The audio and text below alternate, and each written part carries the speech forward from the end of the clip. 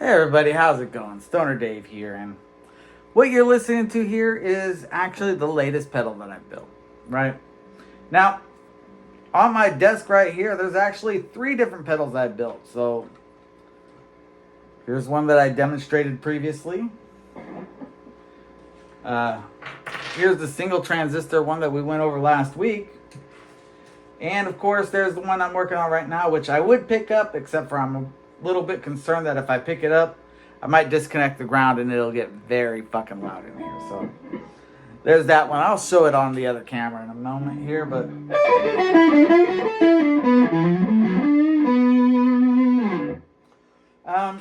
what I like about this pedal, it's got a great tone at this setting. Good distortion, good levels. Turn on the bridge pickup.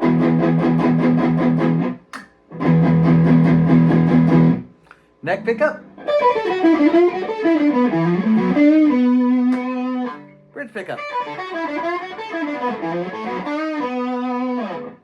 So as you can see, it gets a good tone on either pickup. Now, like most people that play guitar, I find that the bridge pickup is a little bit better for the that stuff, right? And mind you, I don't play guitar, right? These are things that have been like this since, well, when I used to play guitar back in high school, right?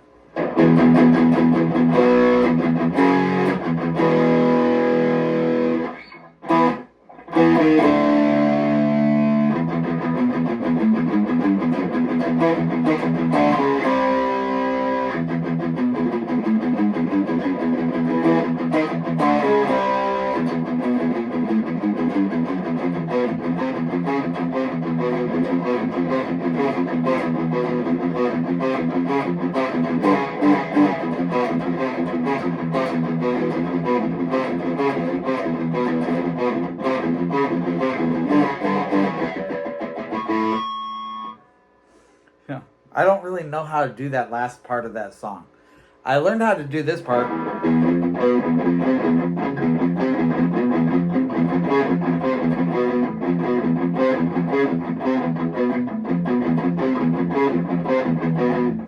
But I never did learn that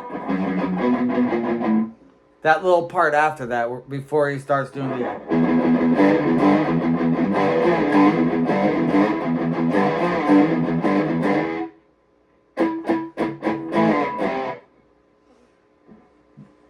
Doesn't really matter, right? It's not like I'm trying to play guitar here, right? But I do want to talk a little bit about this little overdrive pedal. Not a distortion pedal, overdrive pedal. It has 3 knobs. Gain, tone, and volume. The gain knob, starting at full and I'm turning it down. So there's minimum gain.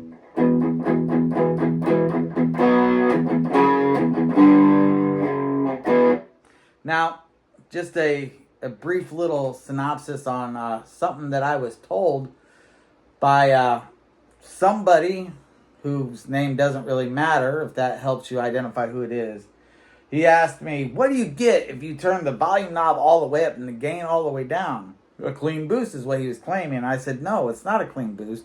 Still going to be some level of clipping and distortion on there.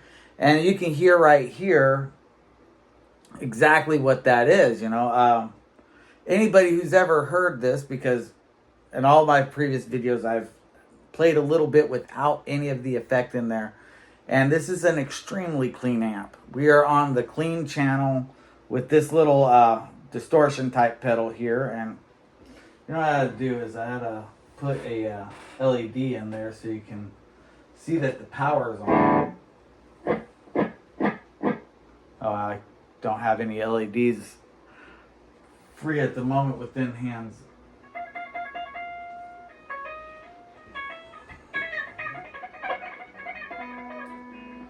Within arm's reach. Where did I put my LEDs? I had a whole shitload of them. Shows how well I organized in here, right? Should have some. I know I put them somewhere. Ah, here they are. Now, for the clipping element on this circuit, I'm actually using a pair of 4148s, right? 4148s are great little clipping diodes, but you can use really any set you so desire. Let's see, this should do good for I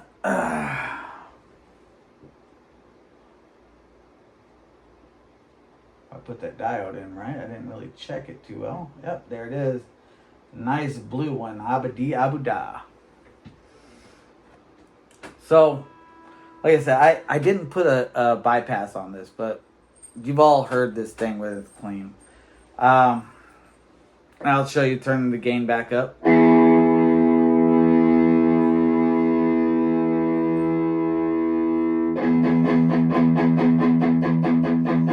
I'll just do this as I'm turning the gain back down.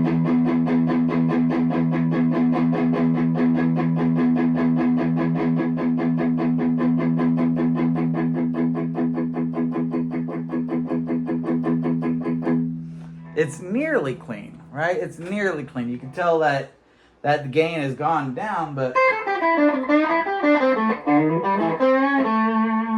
this amplifier, when it has no effects to it at this setting, it is like glass clean. You know, it's got a tone that's just brittle, right? It's like, sounds like it's gonna break. It's so clean. And this pedal with minimum gain still has that bit of crunch to it.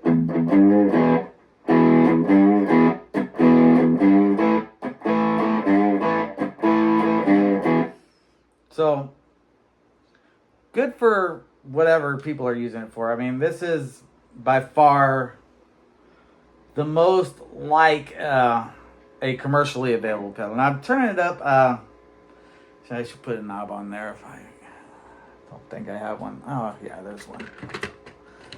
Put a knob on this. I do not have a knob on the volume because I don't intend to demonstrate the volume control. Well, I do have a knob on the volume, I guess.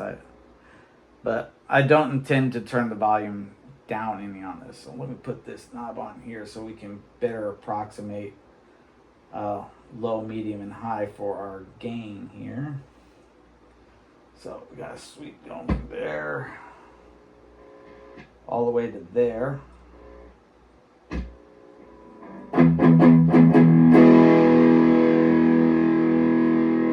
Full gain.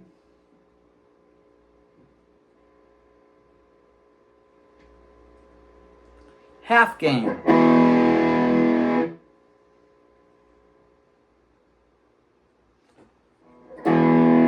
Minimum gain. As you can see, there's a bit of distortion still at even the lowest gain, right? So turn that back up. Now comes the fun part. We'll look at the tone knob.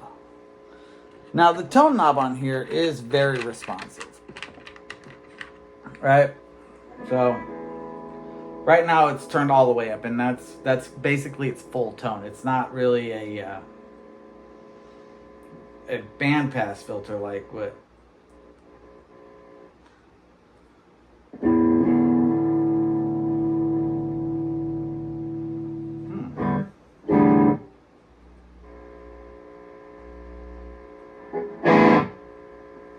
That was interesting.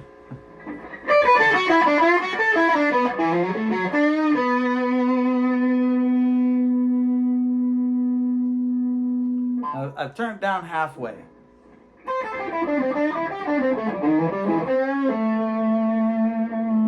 So what you can see is we turn it down, we get a bit more bassiness to the sound, and the level almost seems to drop as well, right? We cut out all that high end, and well, what's left is the bass frequencies. And because of the filters in this thing, almost all of it's high end content. So even the bassy notes, the harmonics coming through and everything are all in that high end. So you get a lot of cut on there was we turned this knob down to the very lowest end.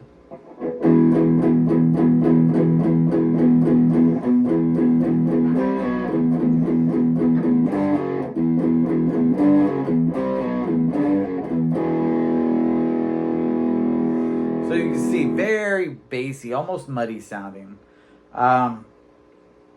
And that's, of course, with the tone knob turned all the way down. Now let's check it out as we play this open note like this and turn it up.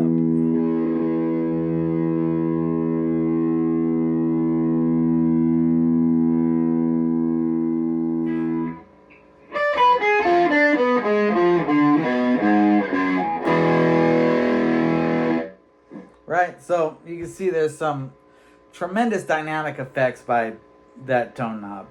I mean, almost more than what you get from the gain knob, right?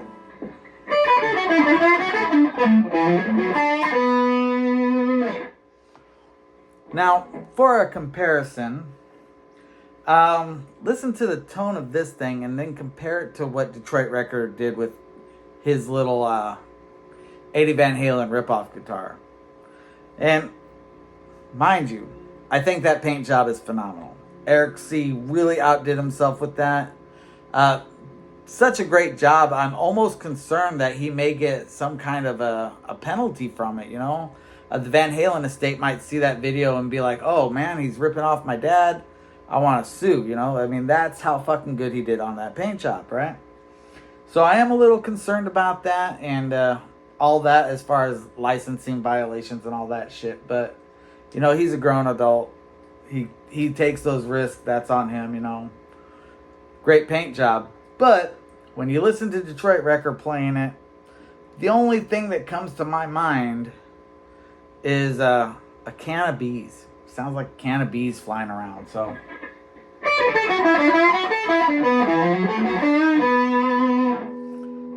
pretty much the extent of my guitar playing abilities, right? I'm not a guitar player by chance or by any means. I mean, I am not a guitar player. I mean, this is literally all I know about playing guitar, right? Power chords.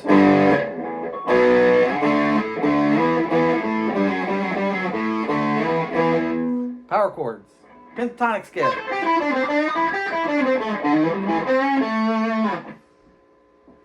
Oh, and I know G, C, D.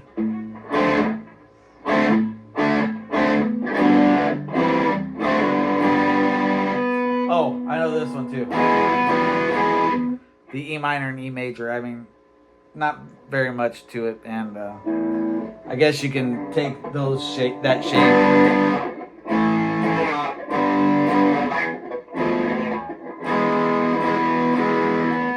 You know, I get that, right? But that's the extent of what I know on guitar. I do not know how to play guitar.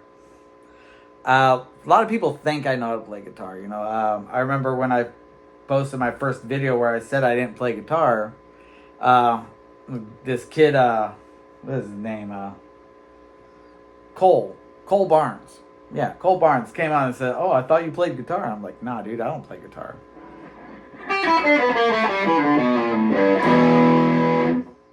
And you know, that's the extent of these people's idea. They think that because somebody knows how to play Enter Sandman,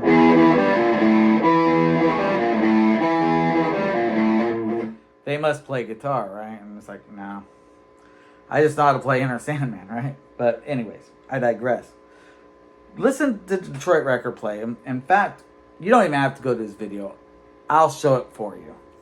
All right, so here's this video. There was a bit of feedback before I jumped on there, but this is the video starting from the beginning, right? And listen to this shit.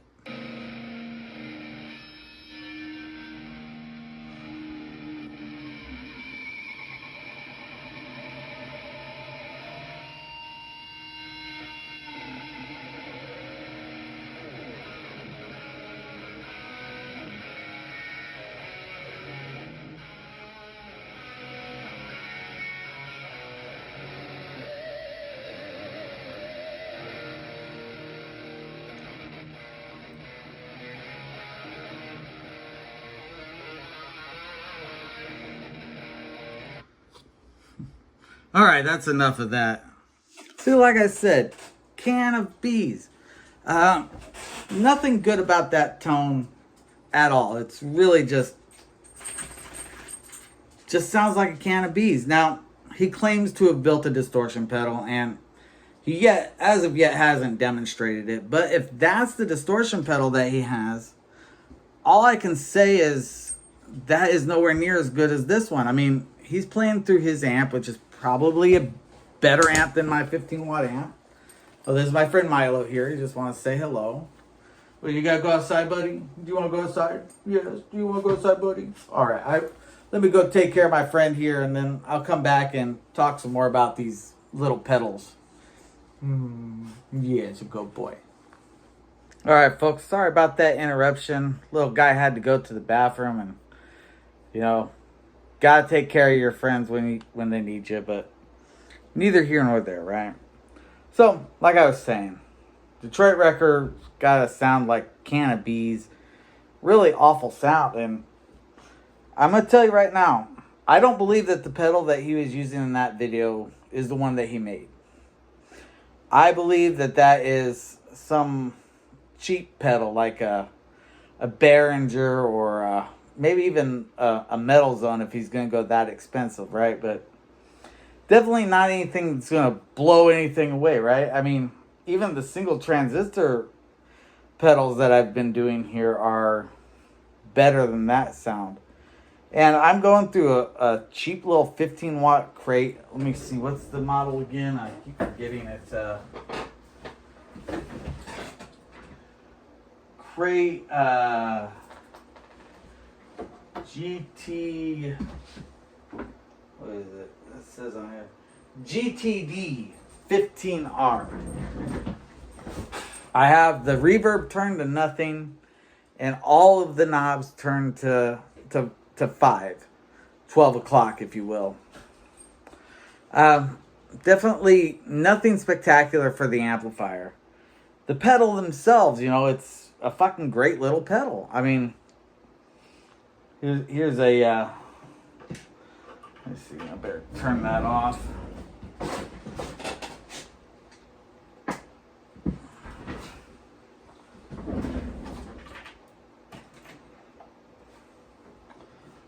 Turn that off, and I show you the pedal itself here.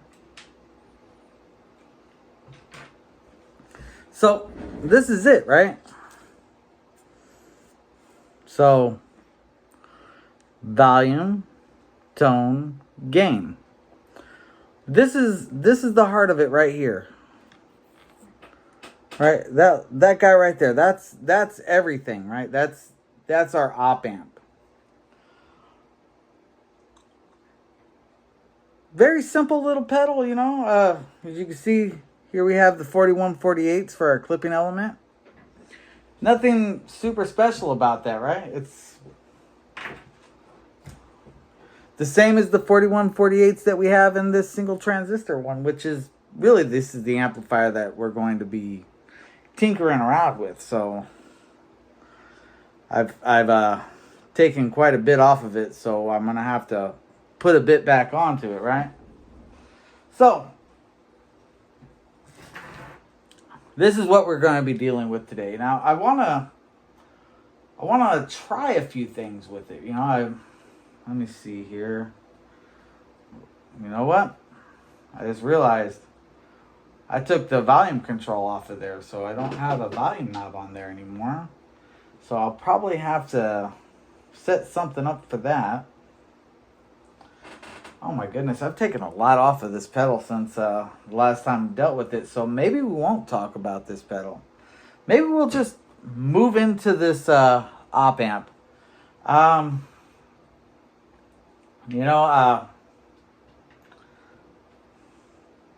little switch right here was for the bypass, and honestly, the whole reason why I'm thinking of just skipping the changing the pedal around a bit is really just because it's kind of a pain in the ass going through there and putting things back after you've taken them off when you get where things were. You know what I mean? Let's see. If I even have a bypass in that. It looks like I took the bypass out or moved it out. Let me see here. Gain. Input going through this capacitor here. Yeah, I don't have anything that's going to be working as a bypass on that. So, yeah, I can set it back up without the bypass if that'd be okay with you guys. Let's take a look, right? As you can see, I got the bypass switch right here. That's not going to do us any good. And I'll have to move that there. Yeah, I think what we'll have to do is we'll have to just skip the bypass. You know? You've heard the amplifier clean. If not, I can give you a little demonstration here of that. Well, first things first, let me go ahead and turn the amplifier on. Right? It's not nothing plugged into it, so it should be like that.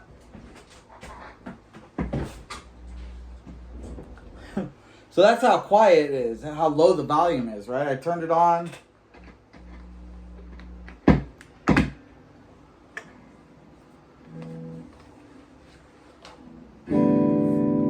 So hear how undistorted and clean that is, right?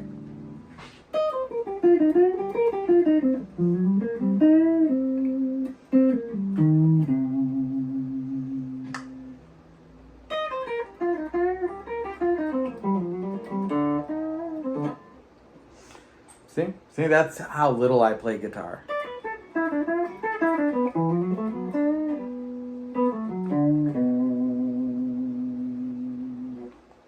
So that, my friends, is the clean sound. Very clean. Listen.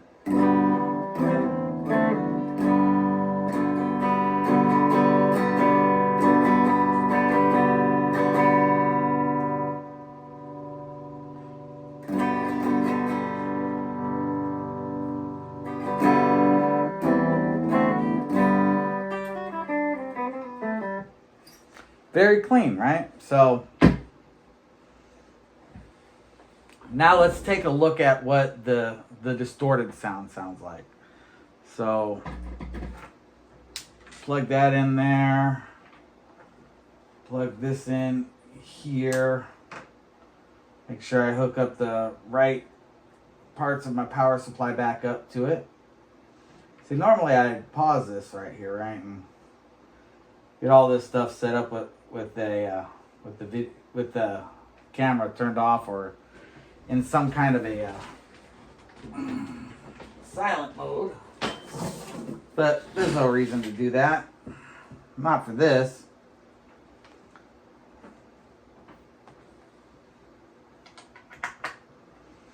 All right, and turn on power.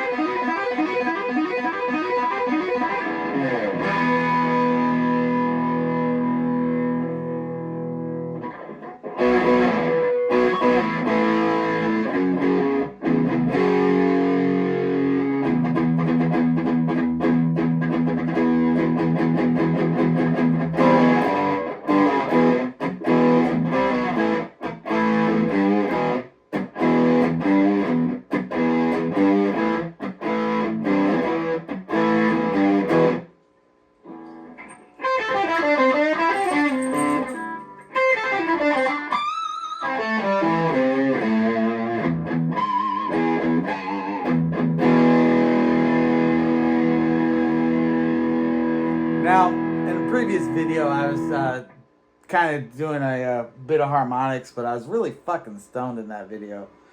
And I was doing something kind of like this. No, I was doing worse than that. I mean, I was like, something like that, right? Instead of...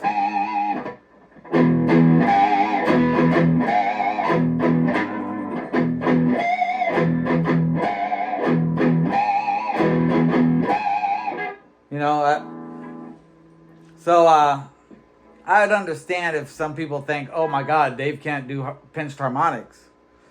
And really, it's kind of amazing that I actually can do them at all.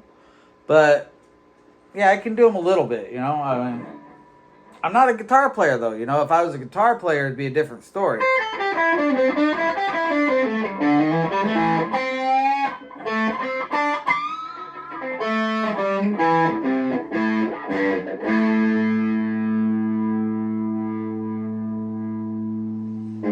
So, yeah. I was considering doing the single transistor, but you know what? I realized, you know, I took the volume knob off of there, and it looks like I moved the bypass somewhere. I mean, it might still be on there. I can't really... It doesn't look like it, though. I mean...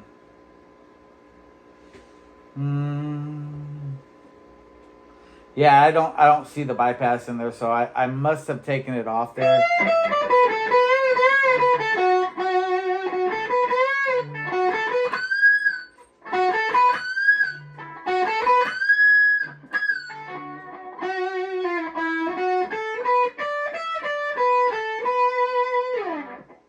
So,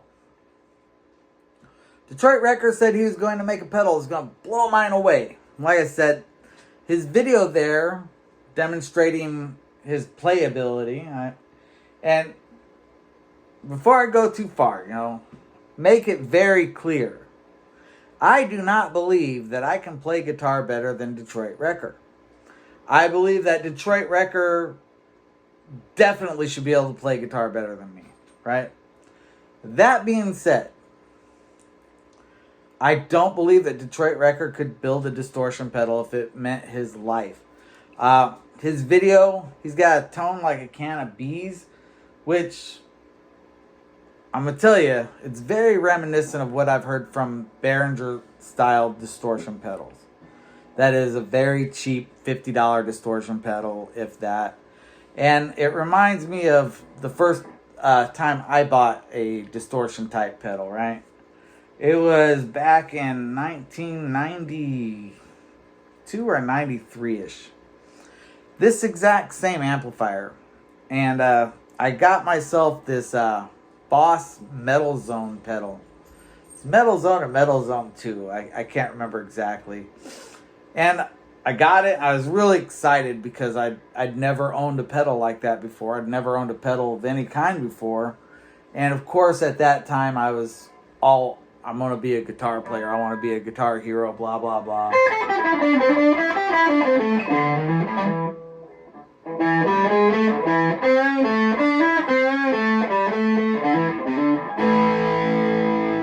So I got that Metal Zone. I got home. I plugged it in and can of bees. So all I could think of is it sounded like can of bees. I fucking hated it. Hated it because... my amplifier's got a dirty channel that I could push, turn on, and sounded actually better than the fucking distortion pedal. And I was like, hell, fuck. I just spent I think I spent like I'd saved up for it. I had like $100 or some shit like that. And got it because it says metal. You know, I was looking at being a metal guitar player. I was really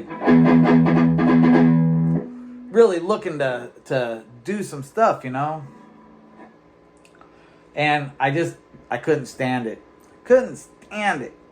And that pedal followed me around for years, and I just never used it because I didn't like the way it sounded. But then a few years later, I found a overdrive pedal. I fucking can't remember what that pedal was. I lost it several years later. But then, years go by, high school ended, and I had to do what everybody has to do after high school. I had to go find myself a job. Went and got a job, and of course, you go start working. First thing I did was I put down the guitar. Put down the guitar. I didn't pick it up again for close to another 10 years. Right? So, about 2007, 2008, maybe even a little bit later than that. And I decided, you know what? I'm working and I'm really stable where I'm at. I want to play guitar again, right? So I went all out. And I got myself a new overdrive pedal. But not just any overdrive pedal. I got the Zakk Wylde signature overdrive pedal. Matter of fact, I have that over here somewhere. Let me see here. I should be able to kill that. There. Not going to cut this because I don't want you guys thinking that I'm plugged into that pedal while I'm playing. But I'll go ahead and get that because it is actually just sitting right over here.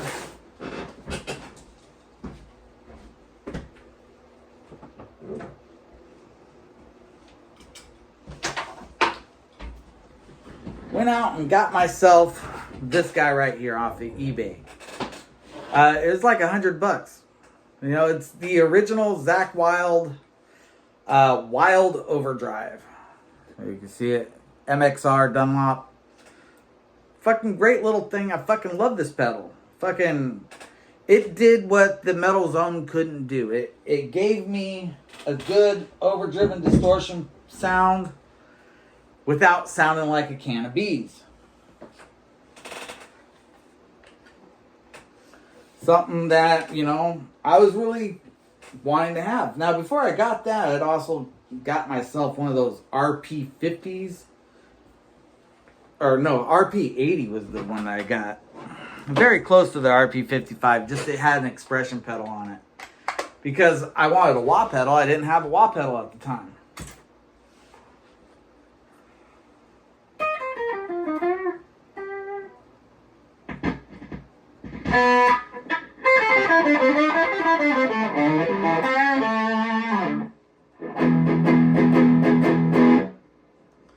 So,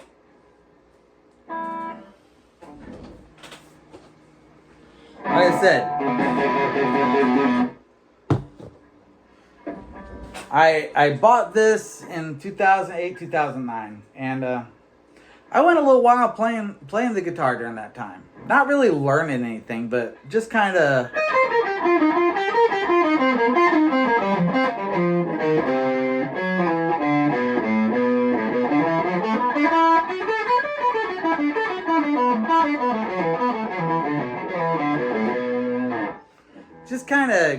keeping myself at some kind of level because I still wanted to play guitar at that point, right? And I wasn't really doing anything else, right?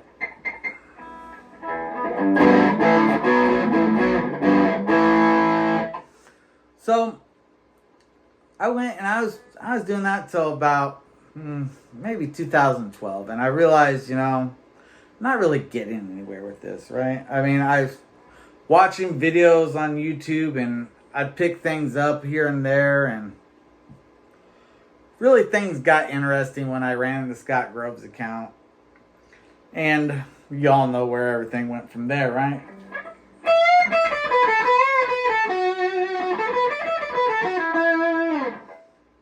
So,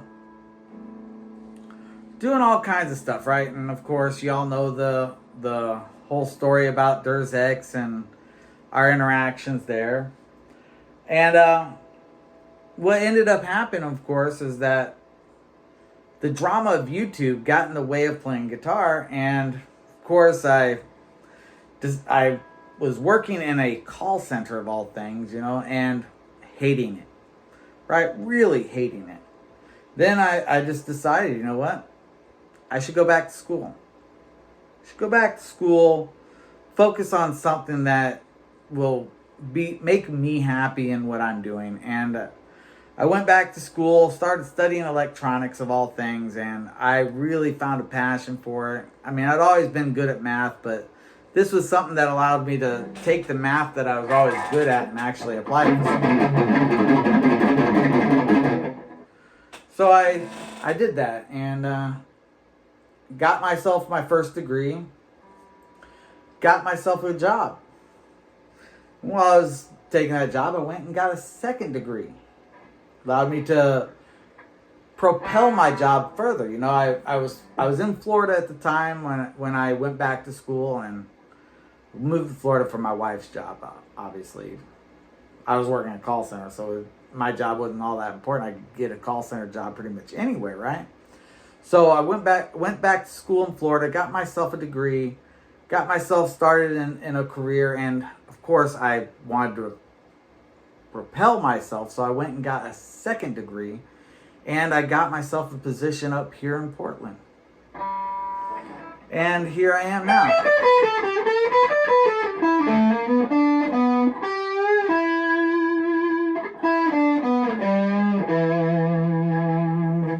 And during the whole time that Durzek stuff was going on, right, I was going to school, bettering myself. And I didn't make any comments on YouTube about that because it wasn't anybody's fucking business, right? But the funny thing is that while this was happening,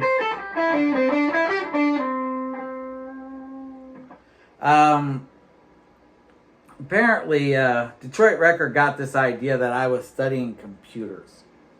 I don't know where he got computers from, don't really care, but he made a statement that I worked in computers and I think that all circuits are the same. And that statement there really got me to thinking. Because while I don't work in computers, I do kind of think all circuits are the same. And I know what you're saying, but Dave, there's so many different kinds of circuits, right? How do you figure that they're all the same? Well, I'm going to tell you. I'll actually show you with this right here, right? So I've got a power supply. Power supply is coming in. We've got terminals for, technically there's a few different circuits in here. There's a circuit right here for the LED, right? Simplest of all the circuits. The LED, well, the power supply, the LED to the resistor to ground. And all circuits are like that. You have a power supply, some sort of a load, some level of resistance going to ground. Every circuit is like that. There's an op-amp in here. Op-amp has a power supply, powering some sort of a load that's going to ground. There's also an input on there. A little bit different than the LED, kind of, but the LED can be controlled by an input as well.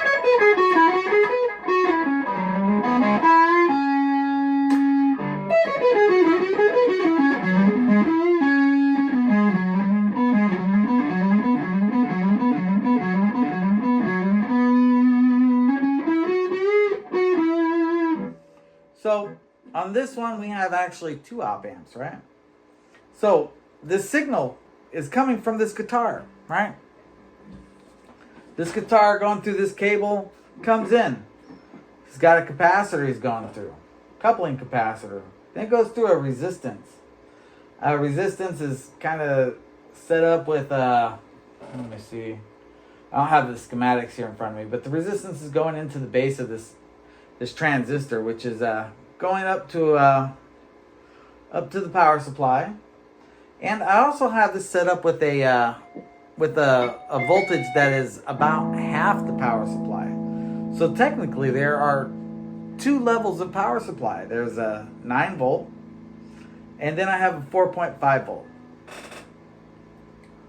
Now, the design of this is so that I could hook it up to a wall wart of some kind. You know, that's pretty common. You see it right here on this guy right here, this little wall wart point here. So it's set up so I can power it with batteries or with a wall wart. And because it's got the wall wart on there, there's some capacitors going on. Also, I have a diode set up to prevent damage from reverse polarity, because there are two kinds of power supplies. There's power supplies that have a negative center, and there's power supplies that have a positive center. Use the wrong power supply on a circuit without some reverse voltage protection, you're gonna fry something, right? So I got a diode set up to protect it from that. I believe it's a 1N4004. It might be a 4001. I can't remember off the top of my head, right?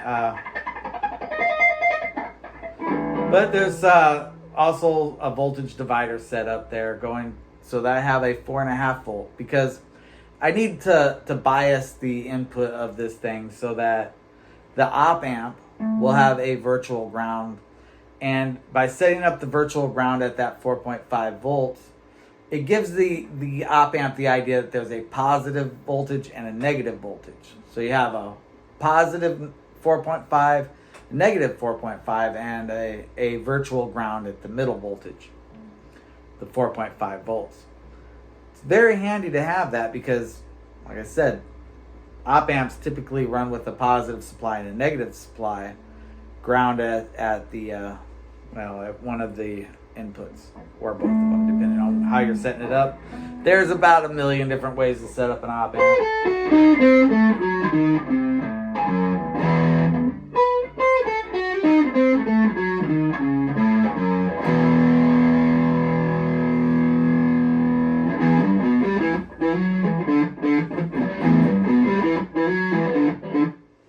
So we've got that going on. Then from this, the transistor there, which is set up as a emitter follower. What that means is that this transistor is set up without any level of gain. It's just got a gain of 1, or that's a 0 decibels, if you will. So the output is the same as the input, or the input's the same as the output, however you want to call it. It's called a voltage follower, and because it's coming out of the emitter, it's called an emitter follower. Go figure. And that's going through a coupling capacitor, and then going to a resistance, going into the non-inverting input. Non-inverting input then has the output is going through the it's going through a feedback loop going into the inverting output. Gain controls are set up through there, as well as the clipping element, and of course some capacitance there, just for shits and giggles, right? Then that goes into the non-inverting input of the second op amp, which has also got the tone control set up on there on the feedback loop, which is part of the reason why it gives a little bit of a gain when you turn the tone up.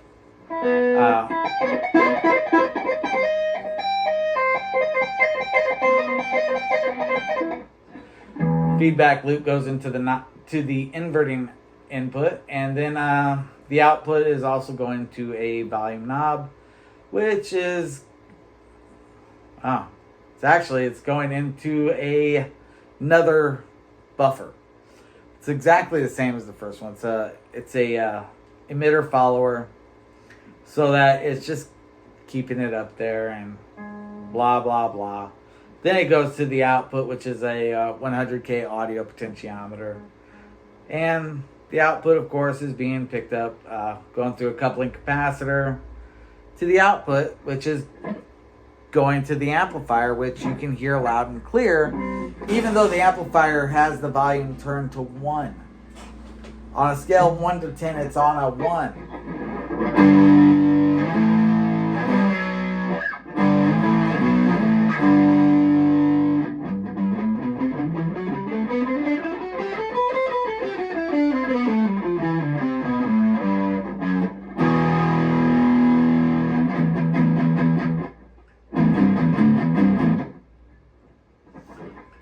Now, what do I have to say about this pedal, right? It's an overdrive pedal. It's loosely based on this MXR, right? But the MXR pedal, I honestly don't know what the op amp is. To be completely honest with you, the whole time I've owned this thing, I have never opened up this pedal. Not once. I'm curious to open it up now because I'm hearing this, but...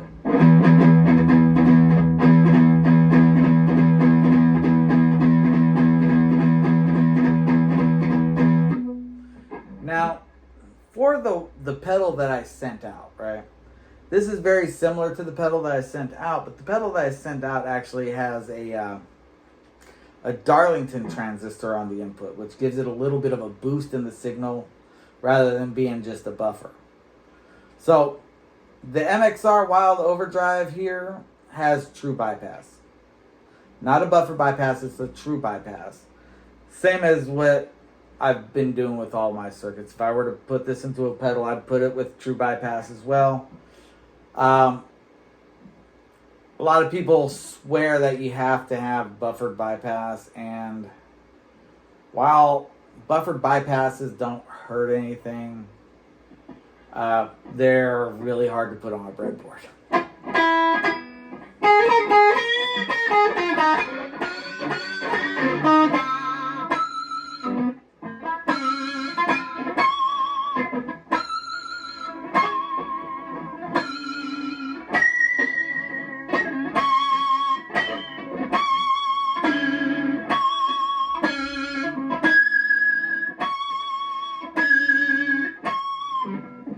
Neat, I found a new node.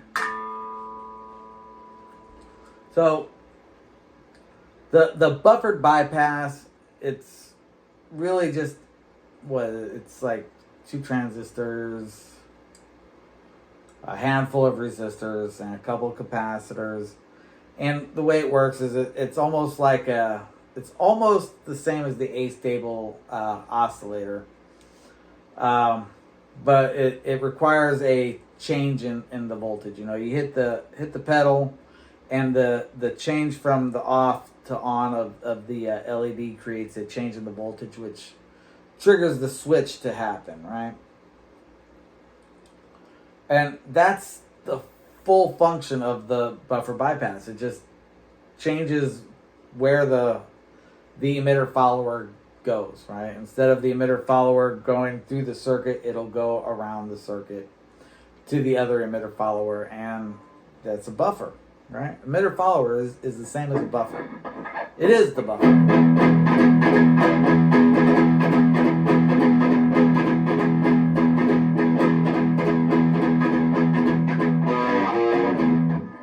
So there are advantages to having a buffer bypass, right? The biggest advantage, of course, being that it's got really low output impedance. I mean, this thing here, it's got the buffer on it too, so it's got really low output impedance. And I believe this output is actually coming. Yeah, it's coming from the buffer. Actually, the volume controls feed into the buffer, so the signal is going from the tone controls to the audio volume control to the buffer, and then out to the amplifier. So it is actually going through the buffer.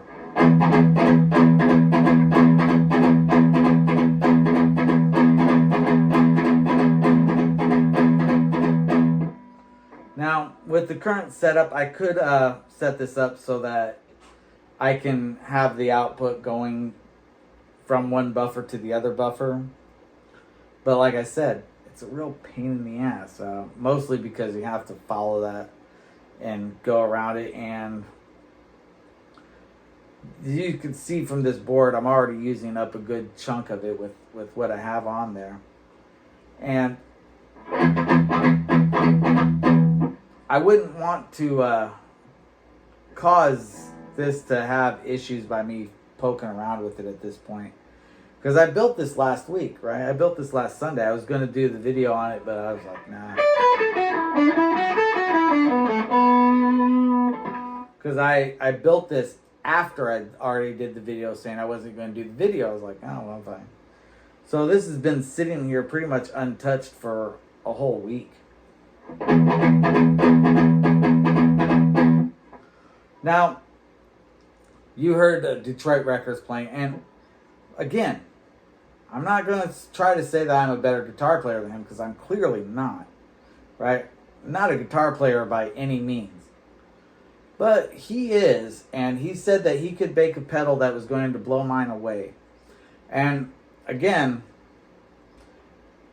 he sounds like he's playing through some cheap Behringer or something even worse than that, you know.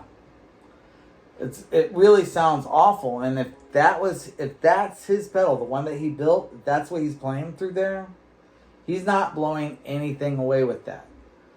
That is a piss poor pedal at best. I mean, these transistor distortion pedals blow that away. I mean, this little thing right here, the single transistor overdrive pedal, makes that sound like shit. This op amp one makes this transistor one sound like shit. And this is a real basic one. I could fucking go way more in depth and create even more. I've got quad op amps over here. You know, with a quad op amp, you know, you got 4 op amps.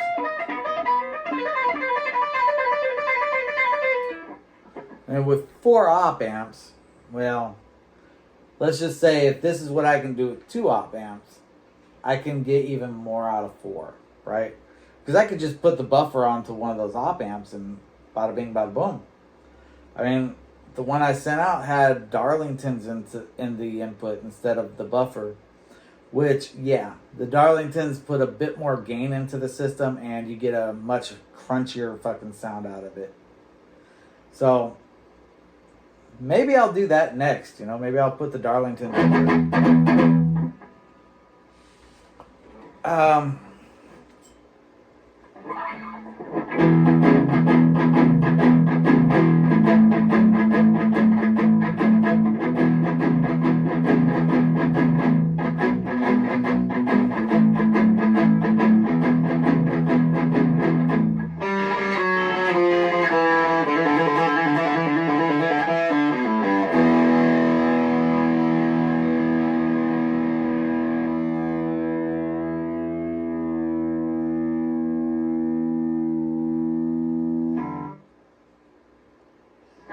Didn't know I knew how to do that.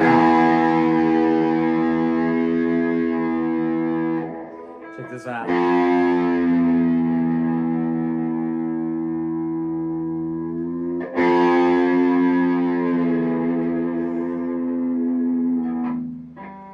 Yeah, I don't have a whammy bar. I've never really been a fan of guitars with a whammy bar. I have this old Dean that I used to play in high school, and it had a Kaler whammy bar on there. And I could never use that thing well. You know, I just never got it down, right? But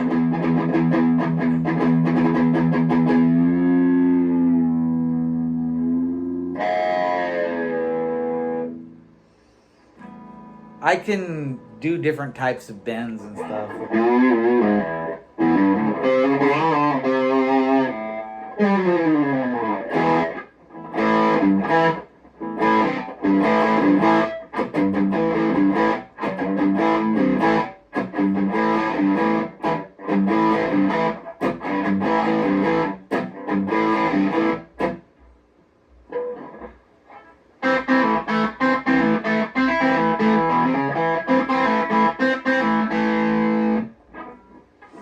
So yeah, Detroit Wrecker. Good try with that video there. So number 1, you're not showing a pedal that you built. That's first and foremost. Number 2, if you are trying to show the pedal that you built, that pedal isn't blowing anything away. As you can hear and see, I've got this one on my board here that is blowing whatever the hell effect you got on there away.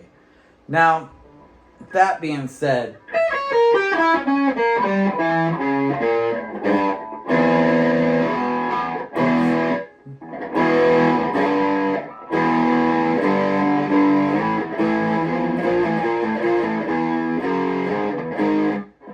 that's not how you play it.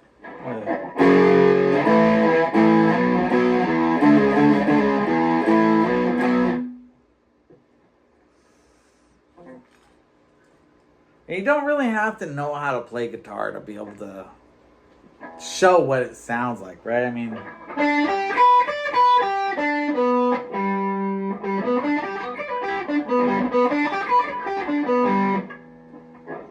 that's the best I can do for sweep picking too. Now, I've seen some people on YouTube that can play guitar, right? I've seen some. Detroit Record made a statement that he owned a tube screamer back in like 1985, I think it was, he said. So that means he's been playing guitar for about 40 years.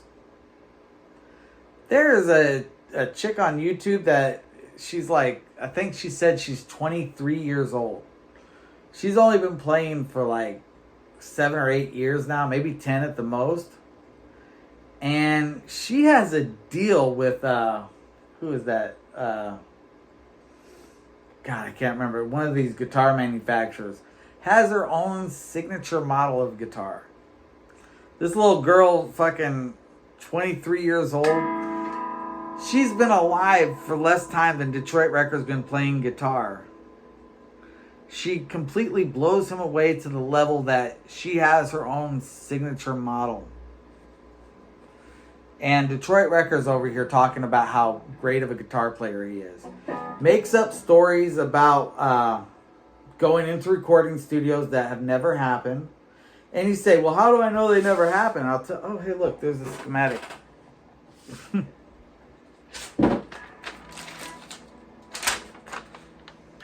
Hey, look at that.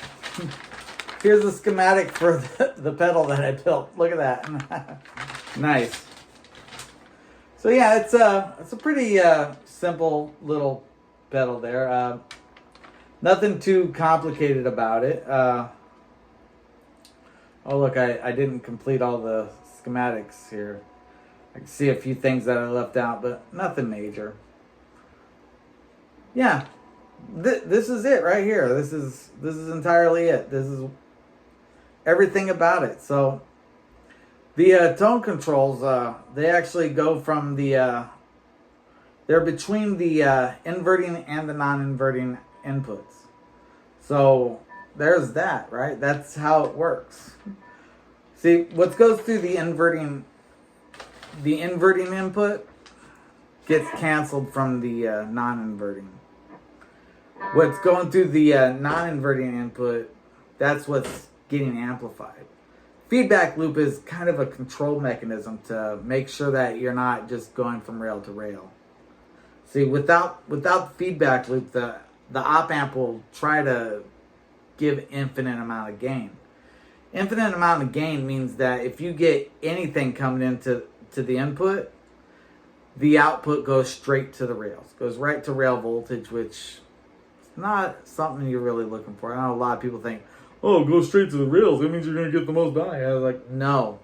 That means you're just going to be getting nothing but a square wave coming out of it. And that is not what you want coming out of your amplifier. Now, as you can, well, maybe you can't see because looks like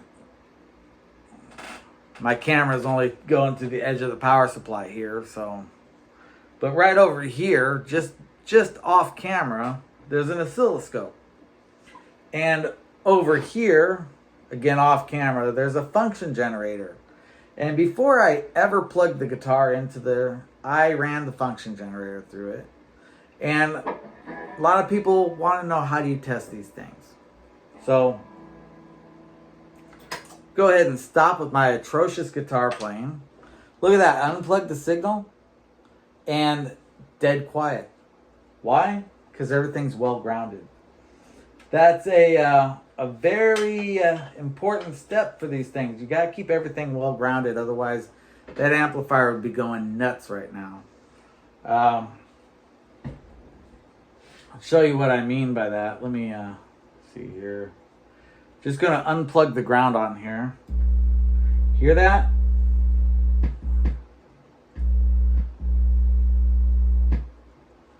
Plug it back in.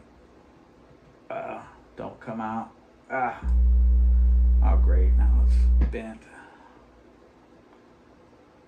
All right. That should hold for a bit. So, testing these, right? So you have to test these before you put them out there. And there's a ton of ways to test. I could just plug the guitar in and start playing it, but what I like to do is I like to use my function generator. I set up a sine wave at about 400 hertz, right? That's a pretty standard frequency for testing amplifiers. 400 hertz at about between 200 to 300 millivolts, peak to peak. Your guitar output, depending on your output, you can have as low as 100 millivolts, peak to peak, up to 3. Some guitars as much as 400 millivolts, peak to peak. So that's really about not even a half a volt, right?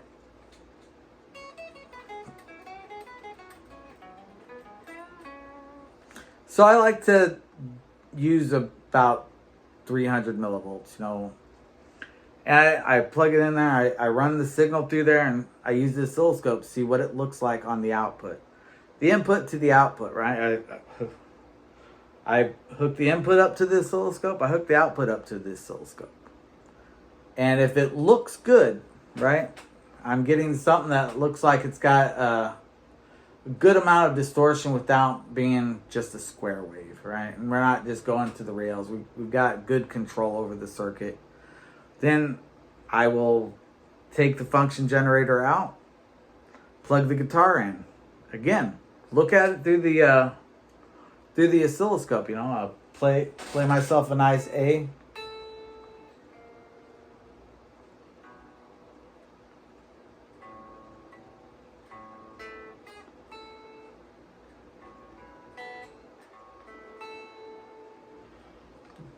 Just to give it something that's within the range of what the oscilloscope's set up, And look at how it's responding to the guitar and say, okay, it looks pretty good. And then after seeing all of that, I'll unhook the oscilloscope, hook up the amplifier. Final test, right? Make sure this is something that sounds reasonably good. And bada bing, bada boom. It turns out good. Then I come and show you guys. And that's it. That's the entire process from start to finish. The hardest part of this is, probably selecting capacitor values, because you want to make sure that you're not putting too much of a cutoff on your usable frequencies. So these ones up here on the high E string, not too concerned about keeping those too much, and a little bit of a cutoff down in these low frequencies isn't terrible, but I want to avoid losing those low frequencies as much as I can, primarily because that's the majority of the guitar, right? This frequency here, was that like 83 hertz, give or take? I'd have to look it up. I don't feel like doing that, but I think it's somewhere around 83 or 86 hertz.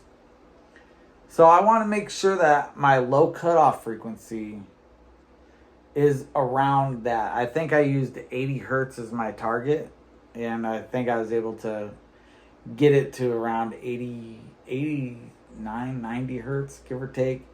So a little bit higher than the lowest frequency, but not too much, so that the lows still come through, right? And of course, the tone knob, the highest position on there is the position that allows the most highs to go through. And as you turn it down, more and more of the highs get cut off. And that's how the tone control works.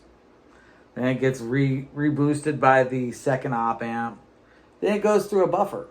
The buffer, a lot of people think that you need to have the buffer on there to preserve the signal, right? There's a Hold on, let me go ahead and turn this off. I think I'm done playing for today, if you can call that playing.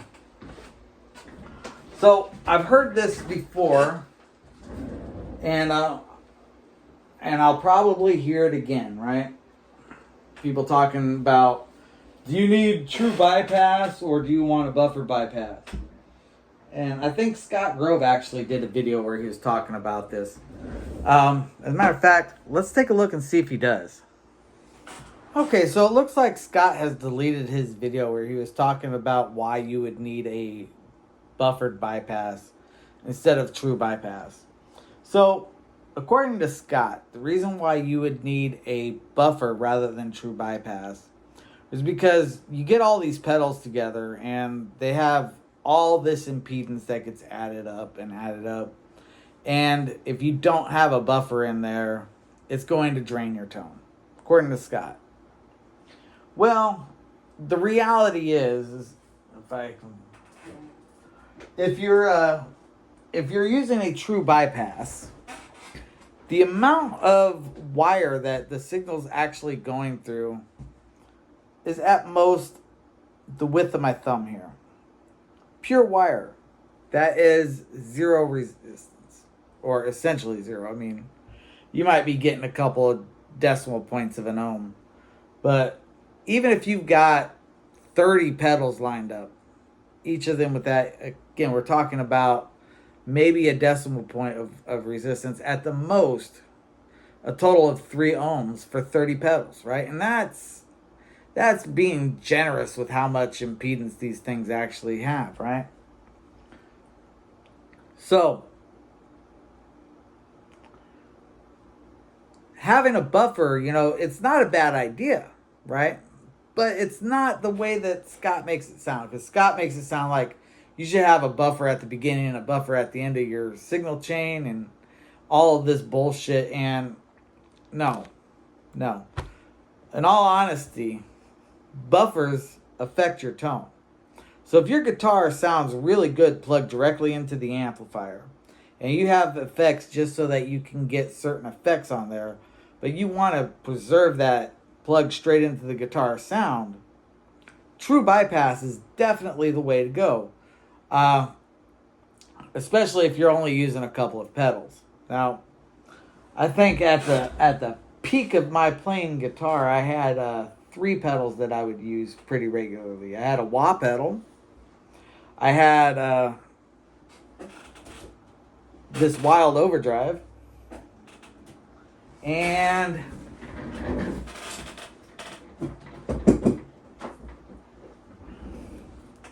this MXR EVH Phase 90. That was it. That was everything that I would use on a regular. Now, on top of that, I also had a rotovibe pedal, which I rarely used it, right? It was there, but I rarely used it. So I ended up just unplugging it out of the signal chain. I had a chorus pedal that, again, I rarely used it. Didn't find it to be that interesting. Didn't enjoy it. Took it out of the signal chain. And really that was it, right? Oh, and I have a analog delay pedal from MXR, which also rarely used, didn't enjoy it, so didn't go into chain. So those 3 pedals, all of these pedals, true bypass. Now, to understand how true bypass works, I suppose I'd have to open this thing up. Screwdriver, but I'd have to take these guys off of here. What are you doing, buddy? You want to go outside again? All right, buddy, just a moment. But I gotta take him out, so I won't be able to open that up for you guys. But I'll tell you right now. So 3 pedals, a decimal point. So we're talking less than a half an ohm of impedance. Not enough to affect the tone. Tone's going to be the same as if I just had an extra inch of wire. Actually, it's less than an extra inch of wire. It's like having an extra quarter inch of wire. So it's basically as if I had nothing there at all. It's true bypass. All right. Now the buffer, right? Buffer, it has its purposes, right? preserving the tone really isn't one of them, but it does have a purpose. So you have a pedal that has a buffer bypass in it. What that does is when you turn off the pedal, the output impedance of that pedal is preserved into the signal chain, which means that it's going to be lower than your guitar's output impedance if you were plugged directly into it, or if you're using true bypass. It's much lower. Many of these pedals have op amps that have output impedances in the 20s, less than 5K. Great for pairing up to the impedance of a low impedance amplifier. And when I say a low impedance amplifier, I mean an amplifier that has an input impedance of like a meg or so. That to me is a low impedance amplifier. I mean, the input impedance of this distortion pedal that I have here, it's approximately a meg by itself, And my guitar, being as it's got active pickups, it has an output impedance of about 10K. So as you can see, there's a great bridging effect going on there. Very efficient transfer of signal. High impedance on your input means that your signal is being transferred to it very well. 10K to a meg, that's, 10 times 10 would be 100K, so it's times 100, right? To get a good transfer, the rule of thumb is you need a 10-to-1 ratio. I've got 100-to-1, right? So, keeping that in mind, right? You look at your output impedance with a buffer on it, and this has got a buffer on its output as well. So the output on this thing is, if I can remember, I believe it was around about 5K. Very low output impedance. This amplifier here has got about a meg on its input.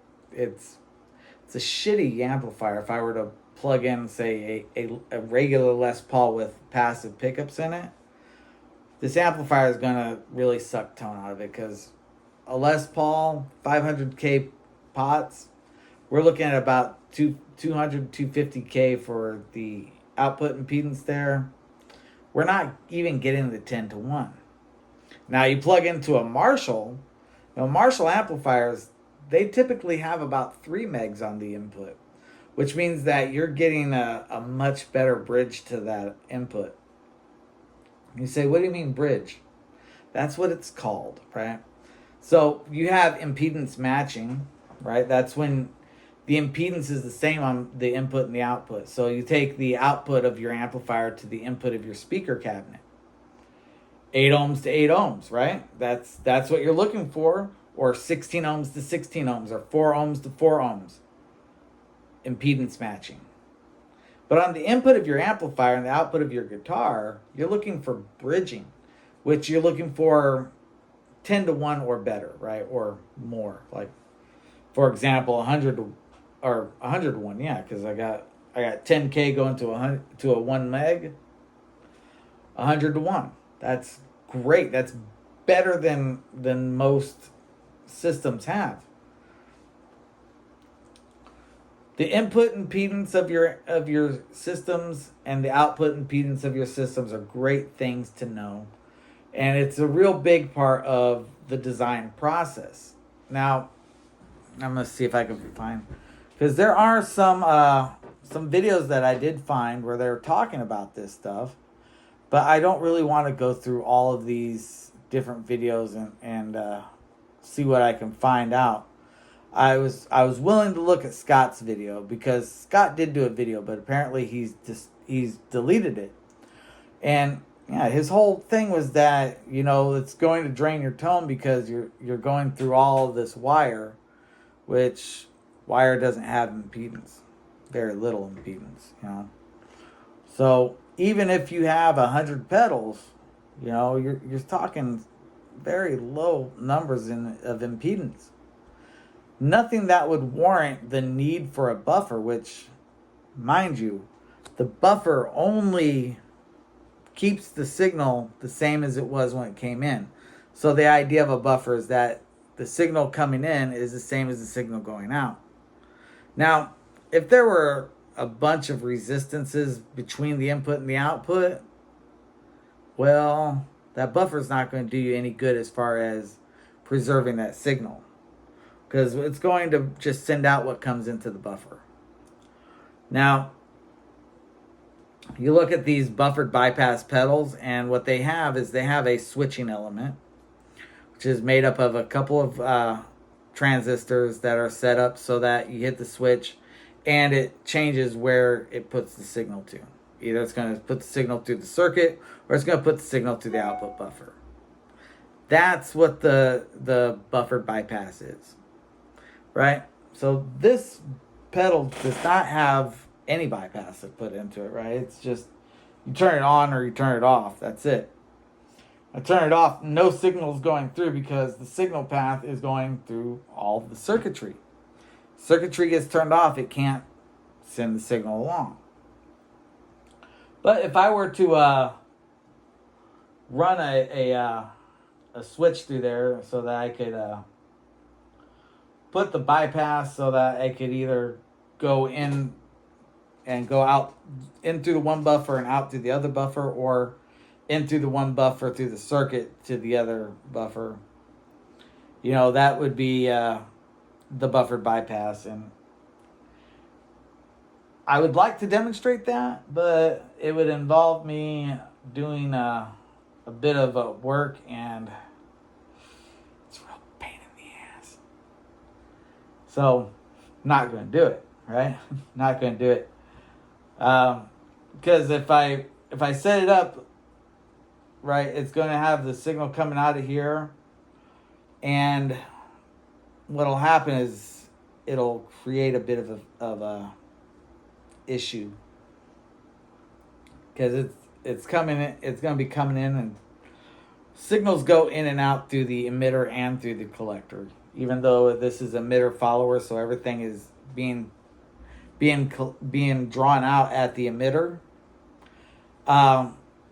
Because I'm relying on the collector on the output to do some biasing and all that shit, it'll create some disturbances.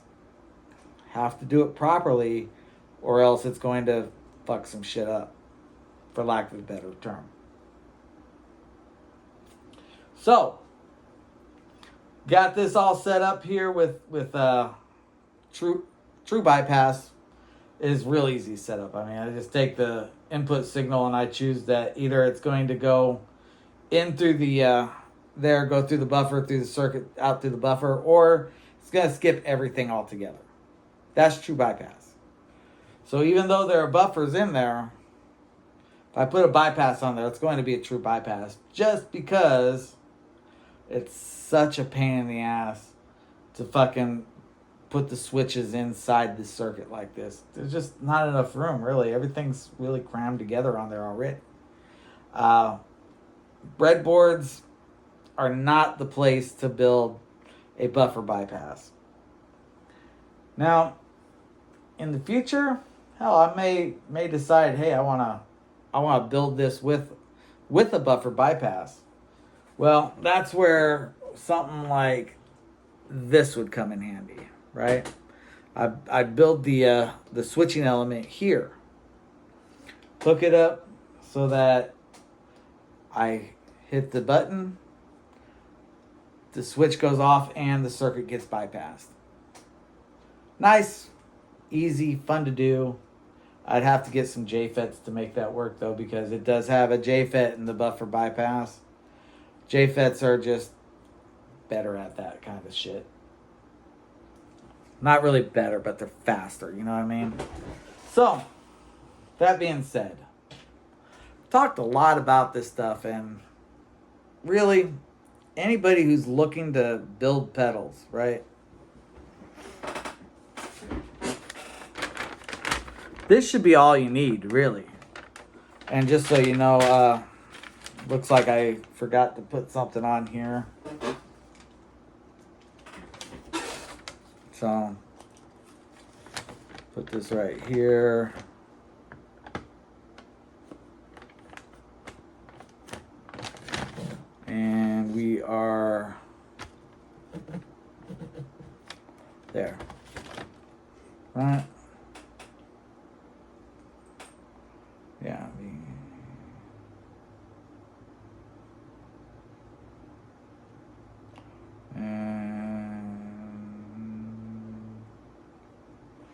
This actually should be... This is actually wrong. No. This should be B, B. I don't know why I put that wrong, but either way, it doesn't really matter. Oh no, that is right. That should be ground. The VB. Ah, it's right there, yeah. Never mind, I had it right. So I'll scratch that off. It's a nice thing about working with pencil. I can erase it, but... C'est la vie, right? This is really all anybody who knows anything about electronics should need to be able to put this circuit together. Look, see? Gain knob. Tone knob. Oh. Wait a minute. Oh yeah, I see I ran out of some space there. Yeah, is this supposed to go to another buffer like this? So I just ran out of room on there.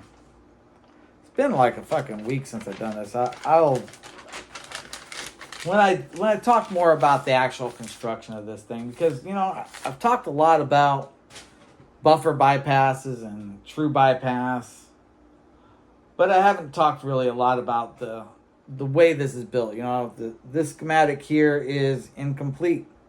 Ran out of room on the page because it doesn't show the output buffer. It just shows the volume control. And yeah, it is what it is, right? So we'll make some corrections, but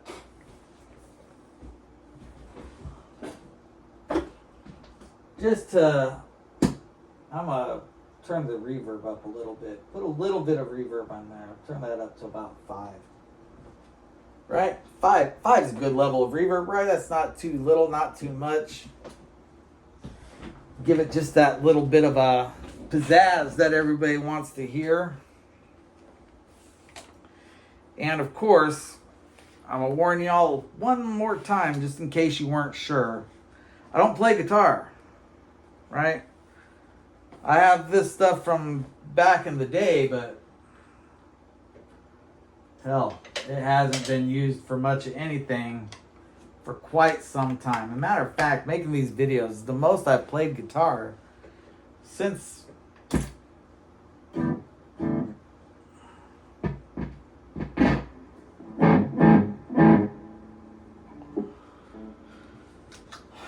I was really in high school, you know?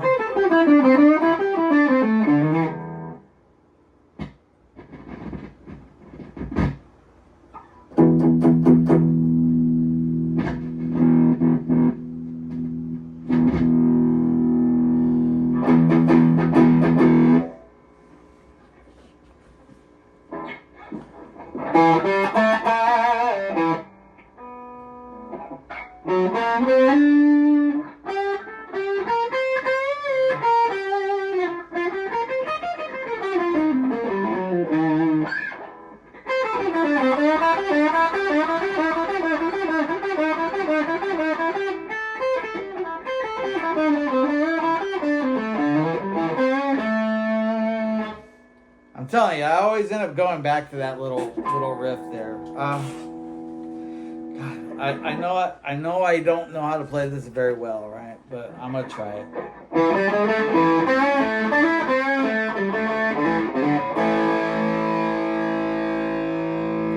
Said, hey, mama. Said the way you move, gonna make you sweat, gonna make you move.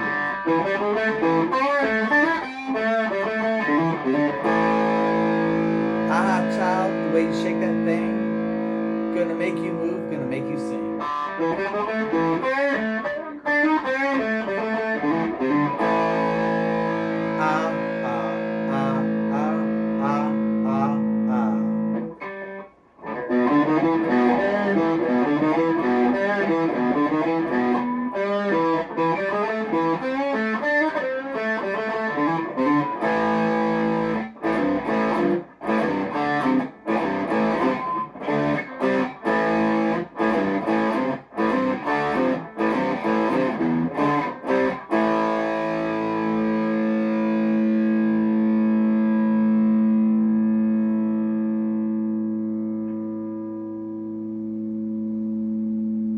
Now, I don't mean to poke fun, right? Well, I mean, I kind of mean to poke fun, but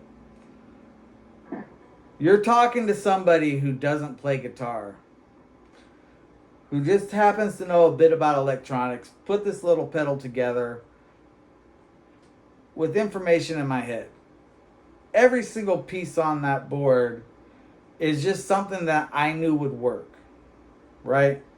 The transistor selection from up here, I knew it would work. I looked up the transistor and said, yeah, that's a good transistor. That'll work really well. The diode selection, 4148s. I mean, it's a switching diode. Definitely a good choice. They're very fast and effective for this type of thing. No doubt, right? The potentiometer values, right? Potentiometer values. Pretty obvious when you think about it, right? I mean, I've got a 100K going into the buffer.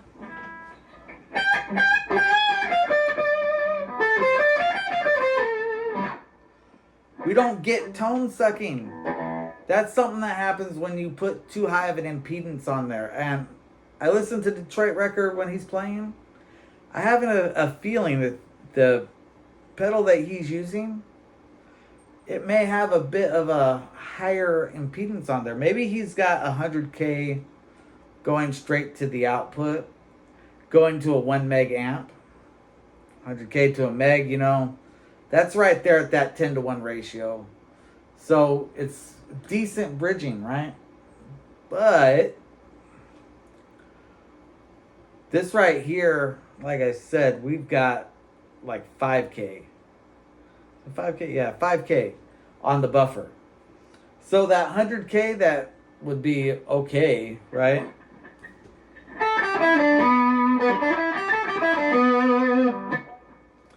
It's being superseded by the buffer with its 5K. That 5K that we're dealing with there, I think it's actually a little bit less. I'm approximating that because I can't remember those resistor values off the top of my head, but it's much lower than the 100K that would be like your maximum amount that you'd be able to put on there. So why does Detroit Records pedal sound like a can of bees? Because either he bought a cheap pedal like a Behringer or some other thing like the old Metal Zones, which are fucking shit, or he built a shitty pedal. Right now, I'm leaning more towards he bought a shitty pedal because, well, that seems about right, right? He said, "Oh yeah, everybody says this is a good pedal. I'm gonna buy it."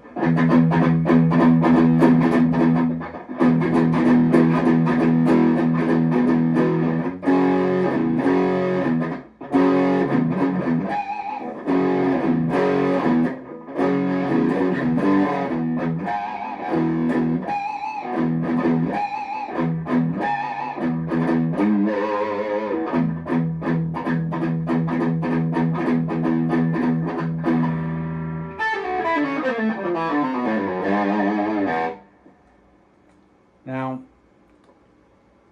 I'm only going to say this a few hundred more times. The amplifier, Crate GTRD. Is that right? GTRD? Serious? They call it that? RTD sounds like retard. Fitting. GTDR. Okay. Not quite as good of a name as the G retard, but it is what it is, right?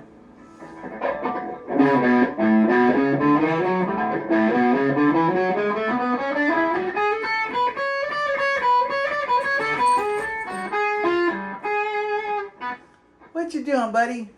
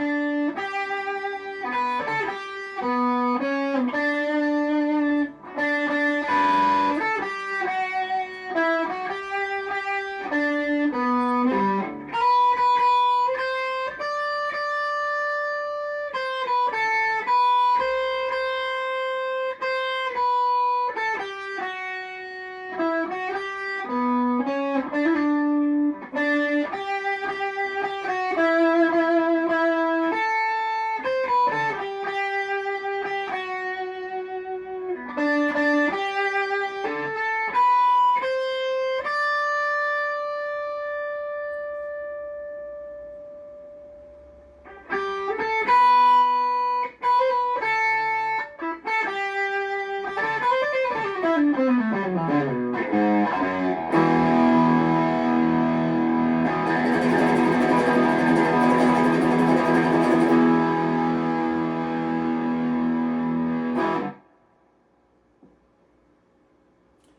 you very much. Thank you very much. So, yeah. Do you need true bypass in your pedals? No. Do you want true bypass in your pedals? Depends.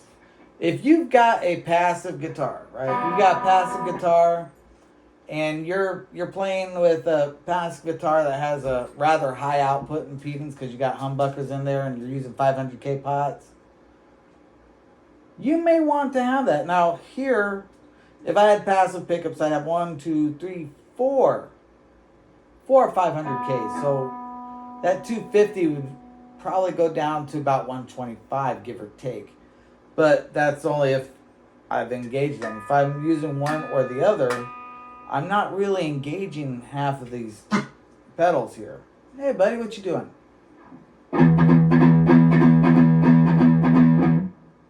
So the amount of impedance that you have really depends on which selector you're using, you know?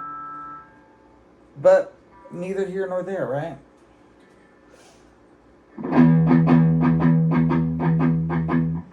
And honestly, to be able to give you an accurate number for those impedances, I would have to see the schematic. Because I really don't know how these are connected together or if they are. I mean, I know that I don't...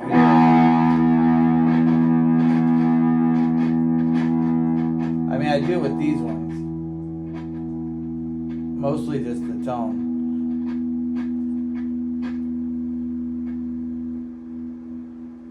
The volume, this volume one seems to work a lot more than this one. As a matter of fact, this volume pedal, this volume knob seems to be totally disconnected, which probably means there's something disconnected in there, but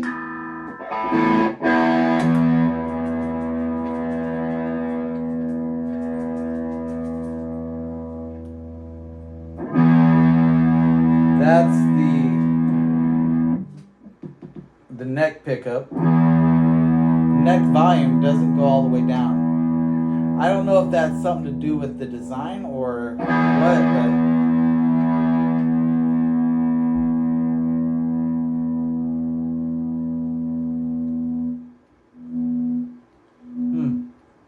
that's neat. Yeah, there must be something wrong with the wiring for this switch here, I'm guessing. I don't really know. I'm not that versed on these things. I haven't even looked at the schematic. But it's something worth checking out now that I know there's an issue. So, yay, something to do.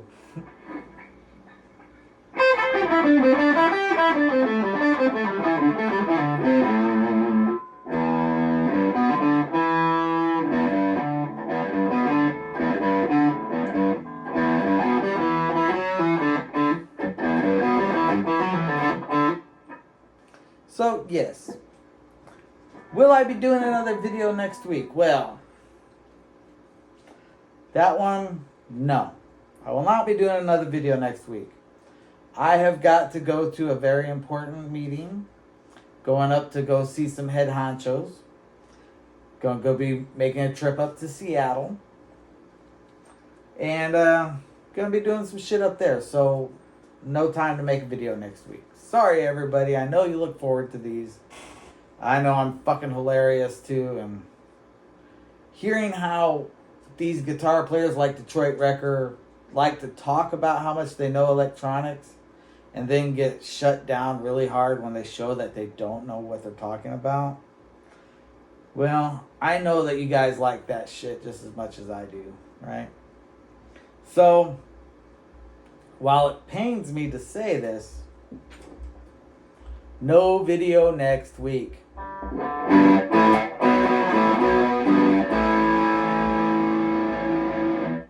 However, I do have these really cool different these single supply low low power dual operation amplifier. I have a single supply low power quad operational amplifier. Dual operational amplifier, that's the one that I'm using right now. Dual low noise operational amplifier. Low voltage audio power amplifier. 14 watt hi-fi audio amplifier. Dual low voltage audio power amplifier. General purpose single operational amplifier. Low offset voltage dual comparator, not really useful for a pedal. Single supply quad comparator, again not useful for a pedal. Comparators aren't useful in pedals, they're more for digital software. But over here, general purpose photocoupler. If you're not familiar with the Morley volume pedal, that's what's used in the Morley volume pedal to carry the signal through. And a lot of people think that that is different somehow than the tone control. Well, actually, that's not really what it is. Actually, the Morley volume pedal is more using something like this, a photoresistor. And basically what it does is it restricts the amount of light that goes in there to, or does it allow more light in? It depends on the type of photodiode that's being used. But the photocoupler works very much the same way and allows you to put some isolation in there, but neither here nor there. Let's see, low power monostable, astable, multi-oscillator. 3-channel analog multiplexer with logic level comparison. Or conversion, sorry. 555 timers. Here's the one. Digital delay echo audio processor.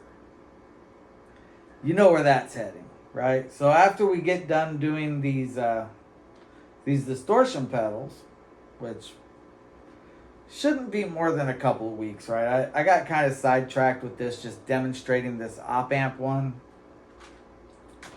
But next week we'll look back at the single transistor, and we'll move on to something a little more fun, right? Because I wanted to do the single transistor and try a little bit of modifications with this circuit here, just a few more on top of what we've already done. But I got so sidetracked dealing with the op amp based one that I just went with that, right? And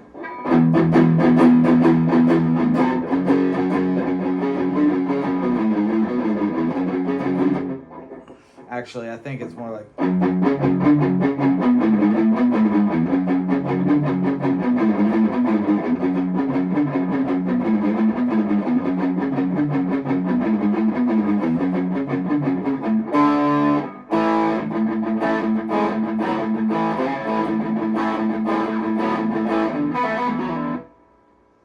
I think it's something like that. It's been a long time. But I've been talking way too much. So, understand, Detroit Wrecker, your video there where you're playing your Devlin guitar there, that's the last video that I've seen of yours, and that's the last one I'm going to see. I have decided that since you refuse to show this pedal that you claim to have built, you obviously haven't built it, and you've had ample time to demonstrate it. So, I won't be watching any more of your videos. Now, I know you'll still be watching mine because, well, you've got no life, and you like to see just how much you don't know about shit and all that. So, you're more than welcome to come by, and please feel free to comment. I don't know why you don't comment. I mean, you're here watching. If you see something and you have a thought, if you're capable of having a thought, fucking share it, man. Don't be ashamed if you've got a thought. I mean, how else do you expect people to understand what you're trying to say if you don't fucking say it?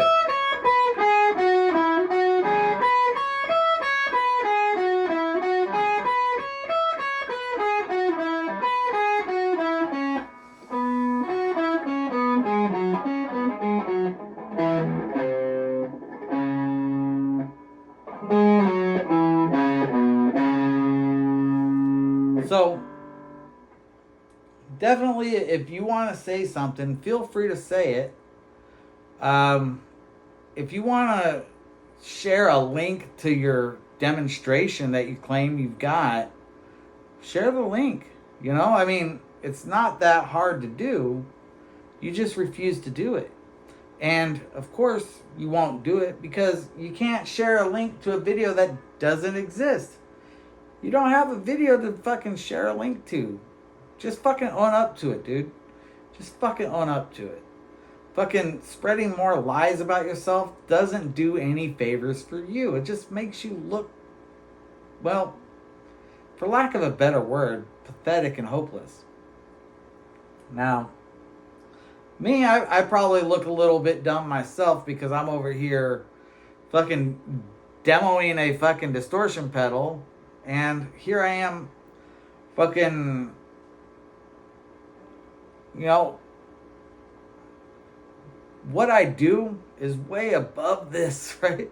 This is actually really child's play, you know? I mean, the hardest part is deciding where I'm going to put this on the fucking board and not wanting to put two boards together like I did for my my little game of Simon Says there. So, yeah. It is what it is, though, you know? If you can't own up to your lies, that's fine. I'll just continue to expose them. Oh, but wait, I'm not watching your videos anymore, so I won't be exposed to your lies anymore. So, if you want to say something to me, you're going to have to say it in the comments section. There's no way I'm going to see it on your videos.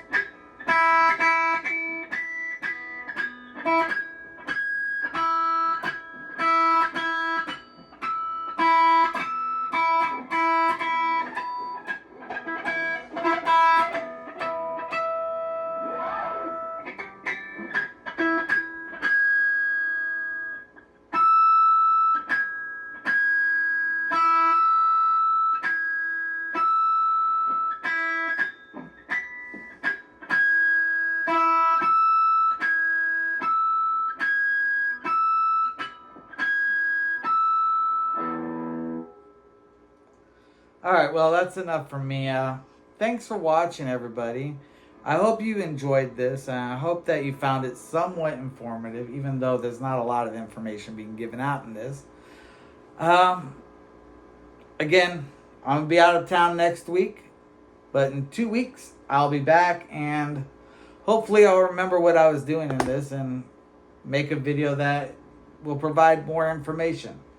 Like I said, I've got some other ideas for the single transistor distortion pedal here that I would love to try out. You know, and these videos give me great opportunities to try out these different pedals. I'll be honest with you, I hadn't played guitar for so long that actually playing these, you know,